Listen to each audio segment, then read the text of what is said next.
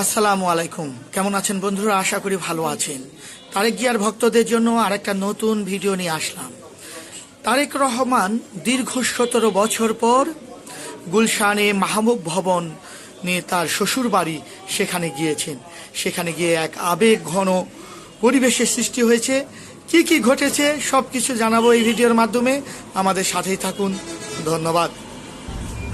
দলীয় সূত্রে জানিয়েছে বিকাল 4:25 গুলশান অ্যাভিনিউয়ের 196 নম্বর বাসভবন থেকে তারেক রহমানকে বহনকারী গাড়ি বহর ধানমন্ডির উদ্দেশ্যে যাত্রা শুরু করে। দীর্ঘ 1.5 যুগের বেশি সময় পর শ্বশুর বাড়িতে তার এই আগমনকে কেন্দ্র করে স্থানীয় নেতাকর্মী ও সাধারণ মানুষের মধ্যে ব্যাপক উৎসাহ উদ্দীপনা লক্ষ্য করা গেছে।